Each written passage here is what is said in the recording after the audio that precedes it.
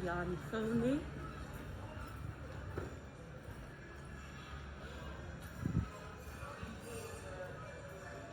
Frank Bowling, Land of Many Waters. We're lucky enough to get this exhibition straight from the Tate Gallery.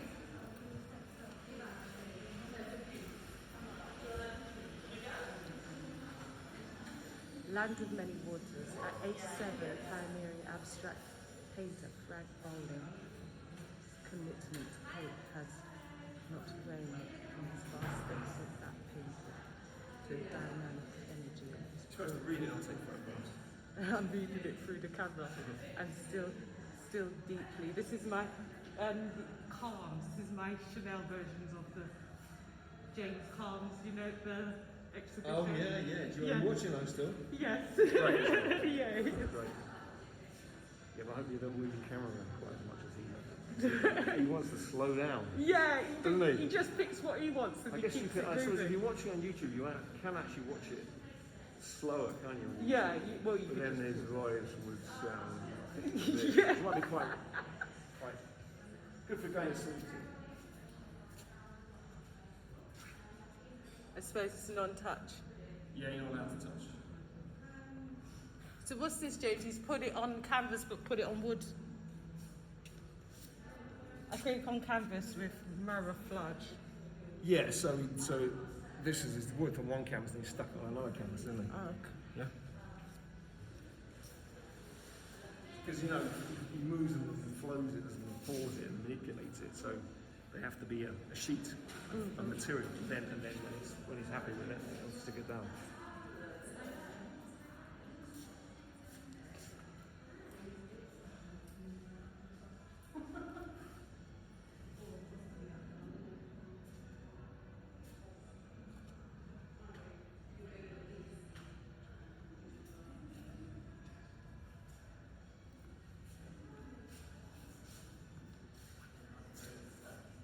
Bowling's practice mimics the fluidity of water. He moved to Colour. decades. Gets me because it's so, it's not British, is it? It has bright colours. Yes, it's very African. Yeah, exactly. And I use a lot of very African colours all the time. This mask's too small for me, it keeps looking on the road. I don't mind actually, I can't breathe it. And the fine eyes. What dates? Oh, these are recently, 2014.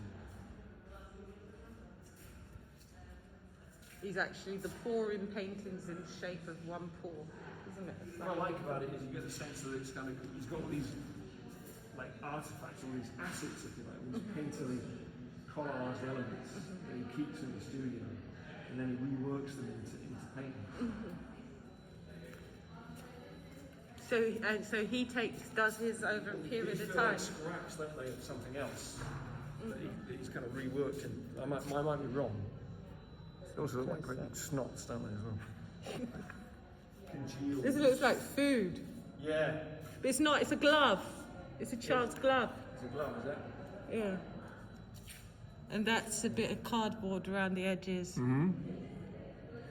Could be a glove that he's been using to protect his hand with the paint when he's working, that sort of thing. So could be a glove that was in the studio that he's been using for loads and loads of things, and it's got accretions of paint on it. Yeah. And then he's put it into the painting. Could be lots of things. Like that's one of those dental bloody. Yeah, it's very everyday things. Incidental things. Isn't it? Everyday things. Yeah. You've got to look at it twice, haven't you? Like you've got to put your glasses on. What's this? Material. That's better.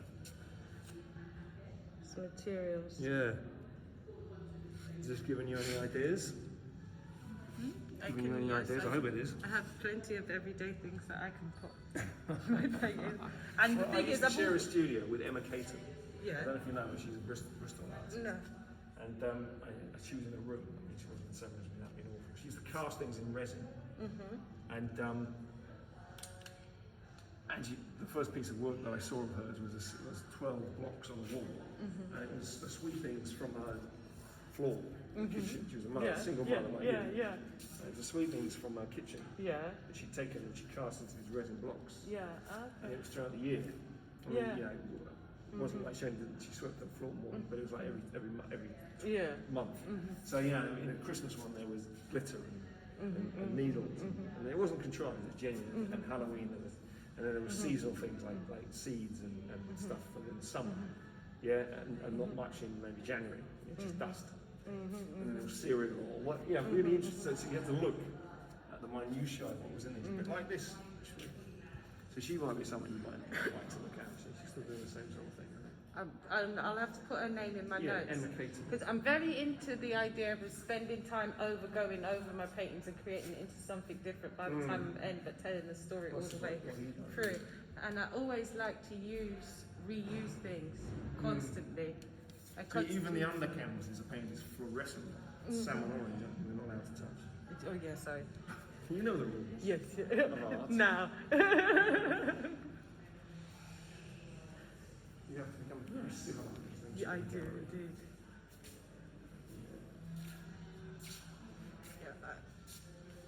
I dispose of a lot of my just experimentation, but I'm keeping all paintings as part of a collection.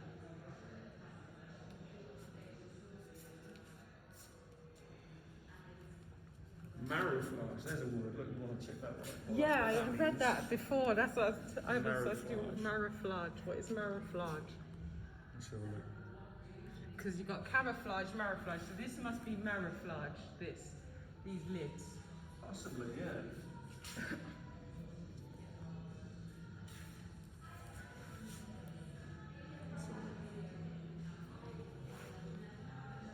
It's nice having a gallery yourself, isn't it?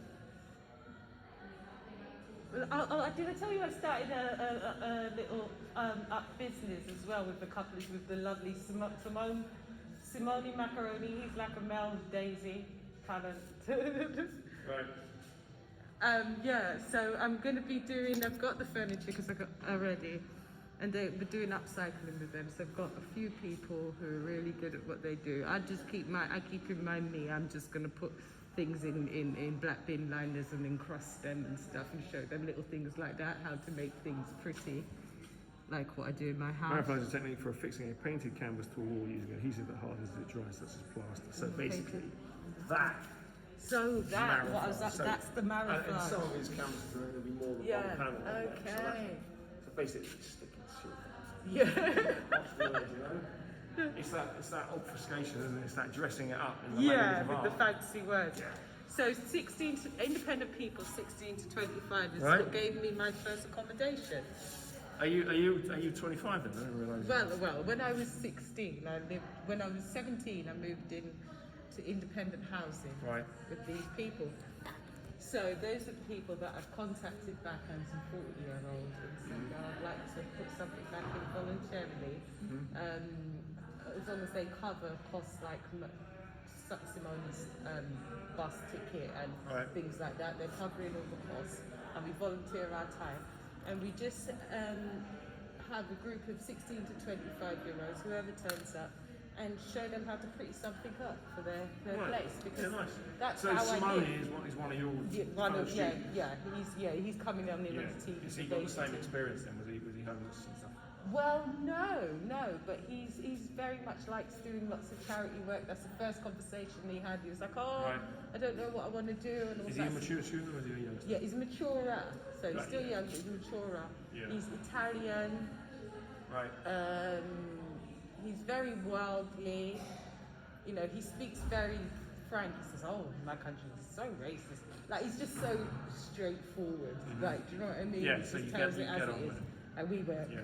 Yeah, and he's very much into charities and all of that. So this is a project where all we want in return is them to promote, because actually advertising is the biggest expense for anything. So all we ask is that they promote what we do. You've got a venue for this, have you? Yeah, so independent people have a building they use called George's House, and that's where we'll be having our art classes. The plan is... George's, that's not the place down the way from the college, is it? George's House? I think it's in Easton, but I might be wrong because I haven't been there. No. I haven't been to There's a place called George's House, but it's on